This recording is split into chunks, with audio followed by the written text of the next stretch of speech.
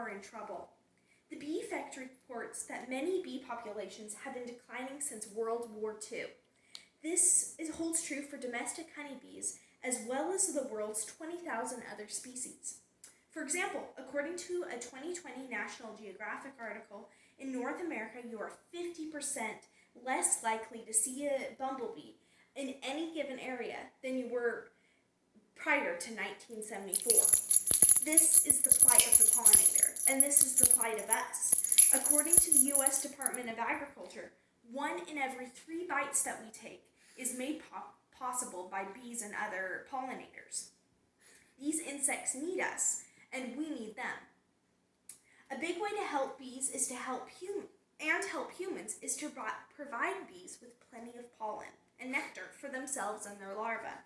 As entomologist Marla Spivak put it, when bees have access to good nutrition, we have access to good nutrition through their pollination services. One thing that's hurting pollinators here in the U.S. is our love of turf lawns. According to the Natural Conservatory Habitat Network, which is a national citizen science project, there are between 40 and 50 million acres of lawn in the United States. To give you an idea how big that is, consider that the state of Florida is about 42 million acres. Now, the National Lawn Institute will tell you that turf lawns have many environmental benefits. They convert CO2 into oxygen, reduce erosion, and aid in natural water purification. However, the standard lawn falls short on what a better lawn can accomplish and poses several environmental problems. In many ways, a typical HOA standard lawn is as natural as a French tip manicure. For one thing, more often than not, the grasses we use for our lawns are non-native. St. Augustine is from Europe, zoysias from Asia, and Bermudas from Africa. Just like invasive animals, invasive plants can pose a threat to natural ecosystems because they compete with native species. This not only happens in our yards, but also as seeds spread and grasses creep into wild environments. Also, because lawns are one plant, they continually rob the soil of the same nutrients, often meaning that consistent fertilizer use is necessary. Besides that, maintaining a perfect green space also usually involves use of herbicides and pesticides.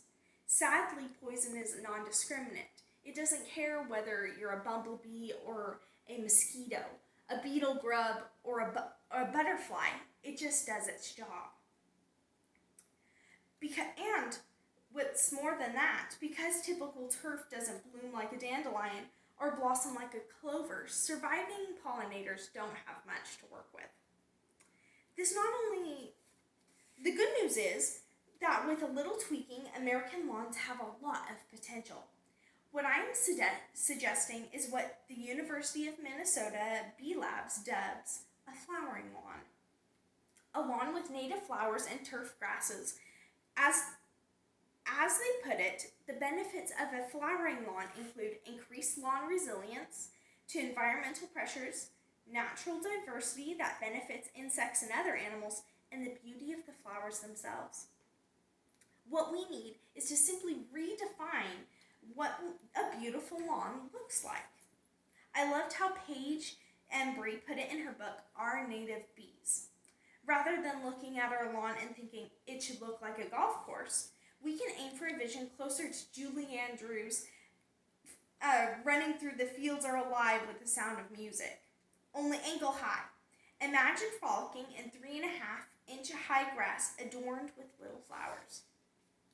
Simply adding a few flowers or not killing them revolutionizes your lawn into a bee lawn and you into a pollinator protector.